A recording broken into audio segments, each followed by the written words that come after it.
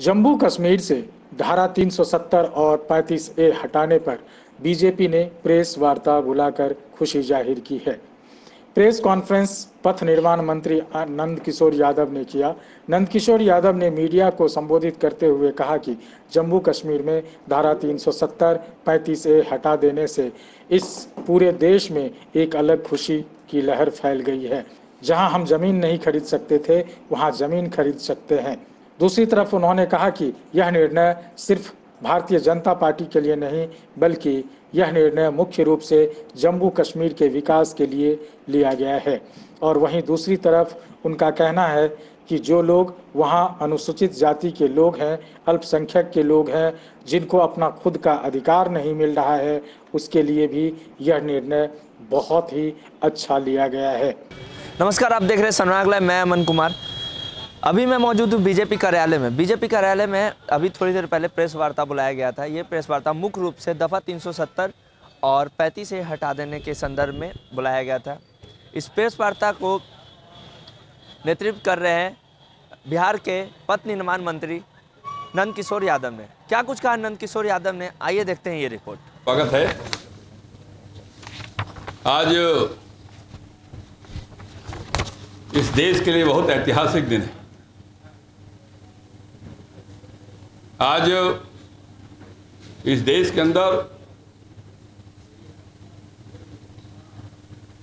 एक विधान, एक प्रधान और एक निशान, इसकी स्वीकृति आज दे दी है दोनों सदन ने। आज़ादी के बाद से 70 साल से जो कलंक था देश के ऊपर, दो विधान, दो निशान, दो प्रधान का, आज भारत के पार्लियामेंट में उसको समाप्त कर दिया है।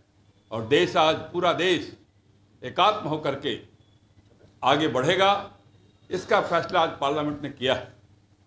मैं इस ऐतिहासिक फैसले के लिए भारत के प्रधानमंत्री आदरणीय श्री नरेंद्र भाई मोदी जी एवं भारत के गृह मंत्री श्री अमित शाह जी का, उनकी पूरी सरकार का हार्दिक अभिनंदन करता हूं और धन्यवाद देता हूं कि उन्होंने देश के करोड़ों करोड़ लोगों की जो आशा आकांक्षा थी, उसकी आज पूर्ति की है। आप जानते हैं, धारा 370 के खिलाफ भारतीय जनसंघ अपने स्थापना काल से ही मुखर रहा है और हमने यहाँ तक लड़ाई लड़ी है कि हमने अपने प्रथम राष्ट्रीय अध्यक्ष का बलिदान किया है। और प्रारंभ काल से हम अपने घोषणा पत्र में लगातार इस बात का जिक्र करते रहे हैं, हम धारा 370 समाप्त करेंगे। आज वो ऐतिहासिक दिन आ गया जब इस देश के अंदर से धारा 370 और 35A की समाप्ति हो रही है। और ये जो समाप्ति है, ये जो निर्णय है, ये निर्णय केवल भारतीय जनता पार्टी के घोषणा पत्र को लागू करने के लिए नहीं, बल्कि निर्णय जम्मू और कश्मीर के संपूर्ण विकास के लिए भी है। ये निर्णय इसलिए भी आवश्यक था कि जम्मू कश्मीर के अंदर जो महिलाओं के साथ दोहरा व्यवहार हो रहा था, ये इसलिए भी आवश्यक है कि जम्मू कश्मीर के अंदर पिछड़े वर्ग के लोग, अनुसूचित जाति के लोग, जनजाति के लोग, अल्पसंख्यक समाज के लोग, उनको उनका अधिकार नहीं मिल रहा था।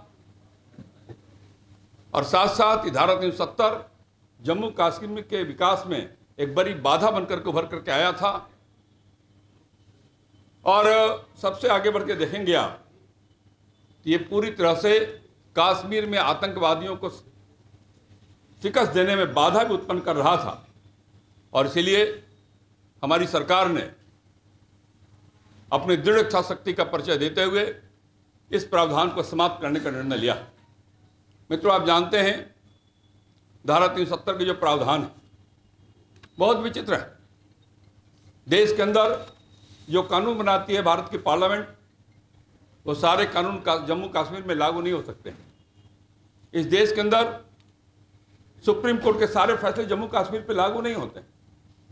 आपको जानकर आश्चर्य होगा कि जम्मू कश्मीर में देश का कोई नागरिक ना तो कोई ज़मीन खरीद सकता है, ना कोई नौकरी ले सकता है।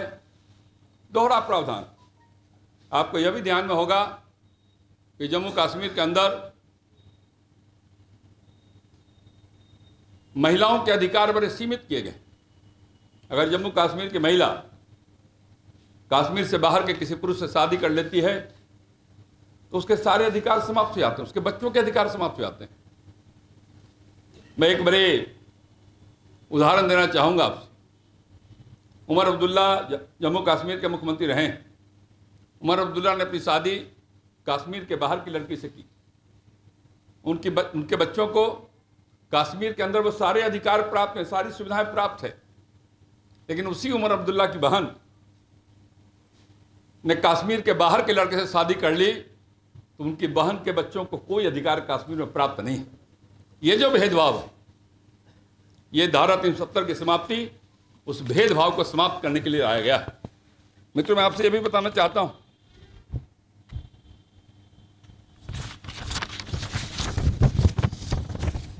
मैंने एक विचित्र उदाहरण आपके सामने देना चाहता हूं। आप जानते हैं कि जब मैंने आपको पहले बताया कि जो हाँ अनुसूचित जाति के लोग हैं, जनजाति के लोग हैं, उनको किसी प्रकार के अधिकार प्राप्त नहीं है। और बल्कि जब जम्मू कश्मीर अस्तित्व में आया, 370 लागू हो गया, 1950-60 के बीच में बड़ी संख्या में दलितों और वाल्मीकियों को वहां लाया गया था और उनको अस्थायी निवास पत्र, प्रमाण पत्र भी दिया गया। इस शर्त पर दिया गया था कि वे और उनके आने वाली पीढ़ी राज्य में तभी तक रह सकती हैं जब तक वे मैला ढोने के वाले बने रहेंगे।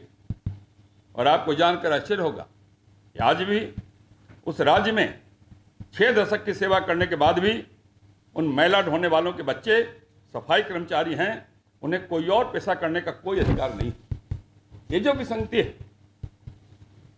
आप जानते हैं संपत्ति के स्वामित्व के प्रतिबंधों के कारण जहाँ औद्योगिक विकास ठप हो गया, वहाँ ना तो अच्छे डॉक्टर मिल पाते हैं, ना अच्छे इंजीनियर मिल पाते हैं, ना कोई प्रोफेसर कश्मीर में जाना चाहता है। कश्मीर के बाहर के बच्चों को सरकारी कॉलेज में कोई प्रवेश नहीं मिलता है। पाकिस्तान से आए शरणार्थियों के अधिकार को भी कम करता है। अब बड़ी बड़ी चित्त बात है, भारत के बंटवारे के बाद इस देश के अंदर 2 प्रधानमंत्री ऐसे हुए जो मूलतः पाकिस्तान के थे, बंटवारे के बाद भारत आए। एक तो माननीय मनमोहन सिंह जी और दूसरे इंद्र कुमार गुजराल जी।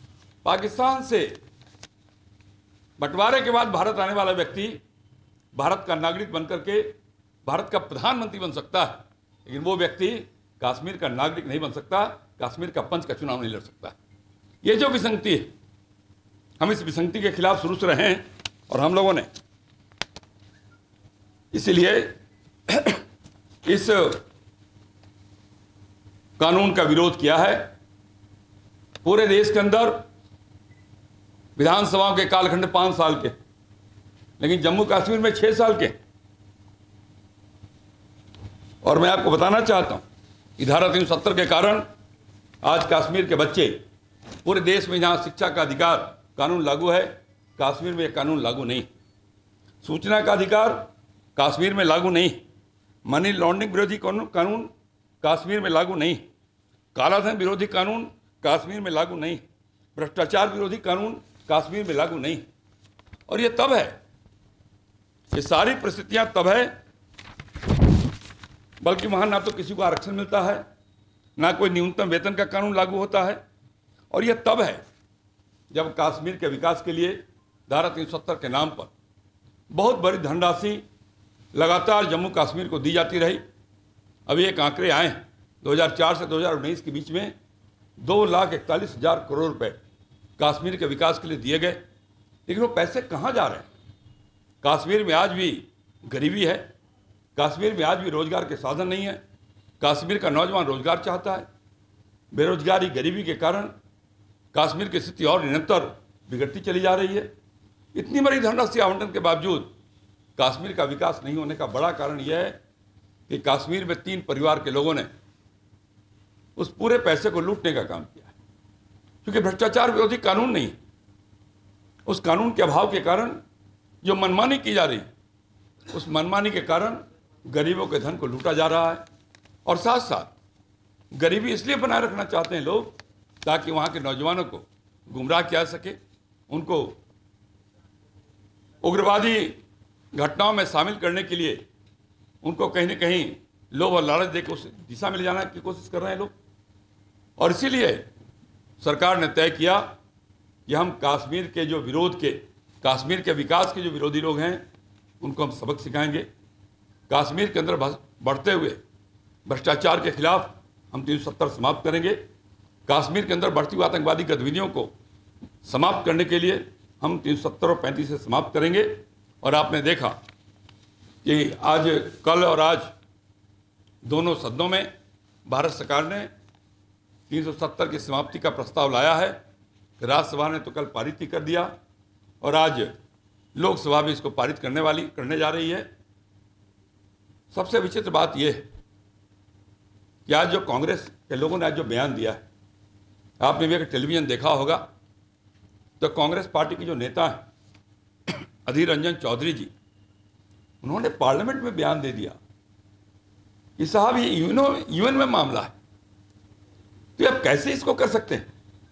ऐसी विचित्र बात की जा रही। भारत के पार्लियामेंट ने बार बार ये प्रस्ताव पास किया है। कश्मीर भारत का अभिन्न हिस्सा है और जब जम्मू कश्मीर की बात करते हैं तो हम पीओके की बात करते हैं, हम अक्साई चीन की भी बात करते हैं। और पूरा का पूरा हिस्सा भारत का पार्ट है। लगातार भारत के पार्लियामेंट ने इसको पास किया है, तब भी कांग्रेस के लोगों का ये बयान पूरी तरह से ये दर्शाता है कि उनके अंदर केवल वोट बैंक की राजनीति करने का भाव उनके अंदर है। देश की एकता अखंडता के प्रति कोई मोह ममता उनको नहीं है। हम उनके इस वक्तव्य की घोर भर्त्सना करते हैं और निंदा करना चाहते हैं। आप जानते हैं, जब 370 का प्रावधान करने की बात आई थी संविधान सभा में, जब ये विषय आया था, आपको यह भी मालूम है कि बाबा साहब आम्बेडकर ने इस प्रस्ताव को शामिल करने से इनकार किया। लोकसभा में पेश करने से, विधि मंत्री थे वो, उन्होंने इसको पेश नहीं किया, उन्होंने इसको स्वीकार नहीं किया। पंडित नेहरू ने किसी और के माध्यम से इसको लागू करने की कोशिश की। आज जो लोग कश्मीर के विषय पे सवाल खड़ा करने का काम कर रहे हैं, हम उन सब से आग्रह करना चाहते हैं, ये सवाल हिंदू और मुसलमान का सवाल नहीं। कश्मीर के अंदर केवल मुसलमान नहीं रहते हैं, जम्मू कश्मीर के अंदर हिंदू भी रहते हैं, सिख भी रहते हैं, जैन भी रहते हैं, बौद्ध भी रहते हैं, सभी प्रकार के लोग। लेकिन हम कश्मीर को विकास की मुख्य धारा में लाना चाहते हैं। कश्मीर के नौजवान जो गुमराह हो रहे हैं उनको मुख्य धारा में लाना चाहते हैं। हम कश्मीर का संपूर्ण विकास चाहते हैं और इसीलिए हमने माना है कि जब तक 370 रहेगा कश्मीर का विकास संभव नहीं। जब तक 370 रहेगा कश्मीर में आतंकवादी गतिविधियों को शांत करना संभव नहीं।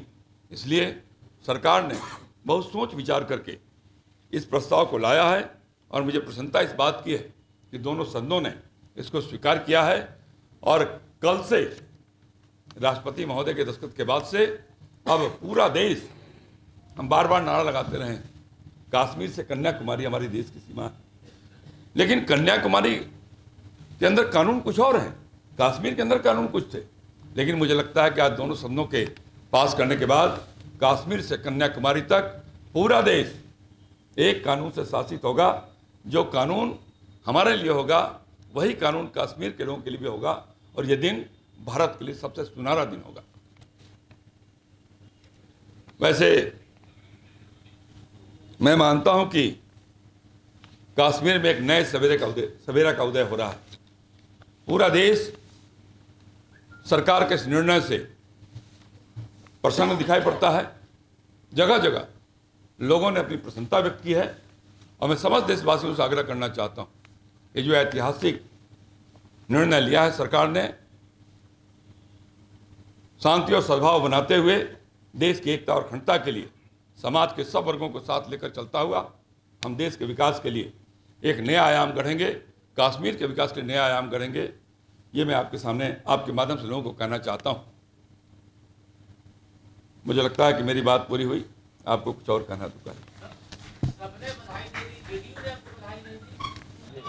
तो नंद किशोर यादव ने सीधे तौर पे खुशी जताते हुए कहा कि ये बहुत बड़ी खुशी की बात है कि जम्मू कश्मीर से 370 और 35A हटा दी गई है और ये बहुत बड़ी खुशी की बात है हमारे लिए। अब वहाँ एक कानून लगेगा, जो हमारा कानून, जो हर भारत के वासियों को हर राज्य में जो कानून लागू है वही कानून वहाँ भी लागू रहेगा और ये बहुत बड़ी खुशी की बात है। कैमरा पर्सन अजय के साथ मैं अमन कुमार, सनवाग लाइव, पटना। अगर हमारा वीडियो पसंद आया तो हमारे चैनल को लाइक करें, सब्सक्राइब करें, बेल आइकन दबाएं ताकि हर छोटी बड़ी खबर से रूबरू होते रहे। नमस्कार।